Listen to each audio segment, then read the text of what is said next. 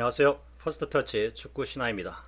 오늘 새벽에 있었던 프리미어리그 37라운드 경기인 토트넘 대 맨시티전에서 토트넘은 홈에서 맨시티에게 2대0으로 패했습니다.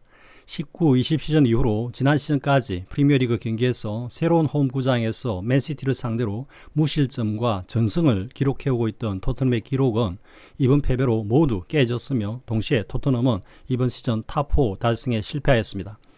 맨시티는 전반전에는 예상외로 신중한 경기를 펼치면서 토트넘의 변형된 선발 전형에 다소 고전하는 듯한 양상을 보였지만 후반전에 홀란드의 골과 포로의 반칙으로 얻어낸 PK를 역시 홀란드가 성공시키면서 토트넘에게 2대0으로 승리하였고 프리미어리그 자력 우승과 역대 최초인 4연속 우승에 한 걸음 더 다가섰습니다. 토트넘은 이번 경기에서 드라구시너 반드벤의 센터백 자리에 그리고 반드벤은 왼쪽 풀백 자리에 선발로 내세우고 미들진을 강화하는 4-3-3 전형으로 나오면서 공격과 미들에서의 변칙적인 경기 운영으로 맨시티를 괴롭혔고 전반전에는 맨시티의 과르디올라 감독이 그 해법을 찾느라고 고민하는 모습이 역력하였습니다. 그러나 포스테코글루 축구의 시그너처이자 최대 약점인 후방의 높은 라인은 그대로 견지되었고 홀란드의 두 골 모두 사실상 이런 높은 라인을 공략한 결과였습니다. 특히 1대0으로 리드를 당하고 있던 후반전 늦게 발생한 포로의 PK 반칙은 맨시티의 왼쪽 윙포드인 도쿠와 포로의 1대1 상황에서 발생한 것이지만 그 이전에 역시 높은 라인으로 인해 도쿠에게 공간을 내어주면서 자신의 장점인 드리블 돌파를 허용한 결과였습니다. 경기 후 포스테코글루 감독은 토트넘은 기반이 부족하다는 취지의 발언을 했는데 이는 토트넘이 전반적인 면에서 부족한 점이 많다는 것으로 이해되지만 여기에는 특히 토트넘 선수들의 능력과 역량 부족을 가리키는 의미로도 해석되고 있는데 최근 경기 패배 후 그 책임을 선수들에게 돌리는 발언이 잦아지고 있어 포스테코글루 감독의 이러한 태도가 영국 현지 매체들로부터 비판을 받고 있기도 합니다. 그리고 이번 맨시티전 패배 후에는 아스널의 프리미어리그 우승을 막기 위해서 토트넘이 맨시티에 져야 한다고 주장한 토트넘 팬들과 날선 각을 세웠던 포스테코글루 감독이 이들 팬들을 강하게 비판하고 있습니다.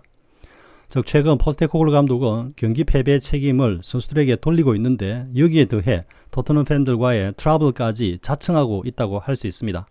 그러면서 어떤 매체는 포스테코글루 감독이 무리뉴와 콘테의 전철을 밟고 있다는 취지의 기사를 내고 있는데 그 주요 내용을 살펴보겠습니다.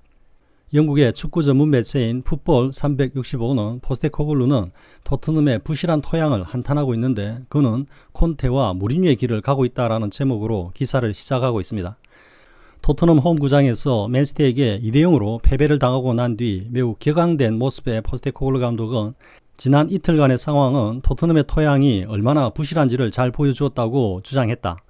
포스테코글루 감독은 아스널의 우승을 저지하기 위해 토트넘 팬들이 스스로 맨시티에게 지는 것을 바라는 상황에 대해서 곤혹함을 피력했었다. 즉 토트넘이 맨시티에게 승리를 하거나 무승부를 하게 되면 북런던 라이벌인 아스널에게 프리미어리그 우승을 헌사하는 결과가 될 수 있기 때문에 토트넘의 패배를 바란다는 것이다. 홀란드에게 두 골을 내주면서 리드를 당하는 상황에서도 토트넘 홈 구장의 팬들의 반응은 그 어떤 홈 경기보다도 차분했으며 다수 팬들은 아스널을 상기시키는 노래를 불렀다. 토트넘 팬들은 아스널을 봐 라고 하는 노래를 반복했는데 여기에 대해서 포스테코글루 감독은 별다른 관심을 두지 않았다고 했다. 하지만 경기 후에는 이러한 상황에 대하여 포스테코글루 감독은 토트넘을 정상급 팀으로 올려놓으려면 이러한 상황부터 개선되어야 한다고 강력하게 주장했다. 그러면서 무엇보다도 중요한 것은 위닝 멘탈리티라고 포스테코글루 감독은 강조했다. 그리고 포스테코글루 감독의 이러한 주장에 대해서 토트넘 선수 출신인 제이미 레드냅은 포스테코글루 감독의 주장에 전적으로 동의한다고 하면서도 아스날과의 관계에서 보여지는 토트넘 팬들의 이러한 태도는 오랜 시일에 걸쳐서 형성된 하나의 문화라고 포스테코글루 감독과 토트넘 팬들 사이의 갈등을 완화하려는 노력을 보이고 있다. 사실 포스테코글루 감독이 경기장에서는 토트넘 팬들의 이러한 모습에 무관심하다 해놓고선 경기 후에 여기에 대해서 이렇게 격앙된 의도로 논박하고 있는 모습은 모순의 측면이 있는데 한편으로는 경기 패배 후에 선수들에게 그 책임을 돌리는 최근의 그의 태도의 연장선상에 있는 것으로 이해됩니다. 즉 토트넘 팬들의 이러한 태도는 선수들의 사기에도 영향을 줄 수 있고 패배를 한다고 해도 그 비판의 강도가 약할 것이기 때문에 토트넘 선수들의 경기력에도 악영향을 주었다는 취지라고 할 수 있습니다. 그러나 개인적으로는 포스테코글루 감독이 다소 냉정하게 판단했다면 맨시티를 응원한 토트넘 팬들의 문제는 일절 언급하지 않고 오히려 맨시티전에서 승리를 위해 응원을 보내준 토트넘 팬들에게 감사하다는 멘트를 함으로써 우회적으로 이들 팬들을 비판하는 방식을 취하는 것이 바람직했다는 것입니다. 맨시티를 응원한 토트넘 팬들이 이른바 반역자들이라고 해도 이번처럼 토트넘의 역사적 라이벌인 아스널의 우승이 걸린 맨시티전이 아닌 다른 경기들에서는 그들은 토트넘의 진정한 충신일 수 있고 또 이들이 토트넘 팬들의 오피니언 리더들이기 때문에 이들 팬들의 평가가 향후 포스테코글루 감독의 노정을 결정할 수도 있기 때문입니다. 이런 취지에서 아마 이번 기사의 타이틀을 콘테와 무리뉴의 전철을 밟고 있는 포스테코글루라고 한 것으로 이해됩니다. 콘테와 무리뉴 모두 경질 직전에는 토트넘 팬들의 용광로와도 같은 비토에 직면했고 결국 경질되었기 때문입니다. 한편 토트넘의 공식 페이지에서는 이번 맨시티전의 토트넘의 경기력에 대한 포스테코글루 감독의 경기 후 발언을 기사로 싣고 있는데 그 주요 내용을 알아보겠습니다. 포스테코글루 감독은 이번 홈 경기에서 맨시티를 맞아 상당히 좋은 경기력을 보였지만 빅찬스들을 놓치면서 맨시티에게 패하게 되었다고 경기 후 소회를 말했다. 토트넘은 점유율에서 53%로 맨시티를 앞섰고 패스 횟수에서도 541개로 476개 맨시티보다 많았고 슈팅 시도도 10개를 기록하면서 8개에 그친 맨시티보다도 많았기 때문에 포스테코글루 감독의 이러한 평가는 정확하다고도 할 수 있다. 첫 골 실점 이후 토트넘은 클루셉스키와 손흥민이 결정적인 골 찬스를 만났지만 부상당한 에데르송을 대신해서 들어온 오르테가의 선방에 막히면서 득점에 실패했다. 이번 경기의 패배로 토트넘은 마지막 라운드 경기인 세필드전에서 승점을 얻어야 5위를 확정하면서 다음 시즌 유로파리그에 나갈 수 있게 되었다. 경기 후 인터뷰에서 포스테코글루 감독은 빅찬스를 우리는 놓쳤고 맨시티는 성공시킨 것, 그것이 이번 경기의 승패를 가른 것이라고 말했다. 포스테코글루 감독은 이렇게 말했다. 우리는 빅찬스들을 놓친 반면 맨시티는 그것들을 골로 만들었다. 전반적으로 좋은 경기 운영을 했고 맨시티에게 기회를 제공하지 않았으며 좋은 찬스들이 많았기 때문에 이번 패배는 더욱더 실망스럽다. 그리고 이후의 기사 내용도 포스테코글루 감독이 맨시티 경기를 토트넘이 지배했고 좋은 경기력에도 불구하고 빅찬스를 살리지 못해 경기에 패했다는 것을 강조하고 있는 내용입니다. 다시 이번 경기를 냉정하게 돌이켜보면 현존 최고의 전술가라고 할 수 있는 맨시티의 과르디올라 감독은 자신의 축구의 핵심이라고 할 수 있는 점유율을 토트넘에게 오히려 우위를 내어주면서 이전과는 달리 너무도 신중한 경기 운영을 하면서 승리의 단서를 찾으려고 했습니다.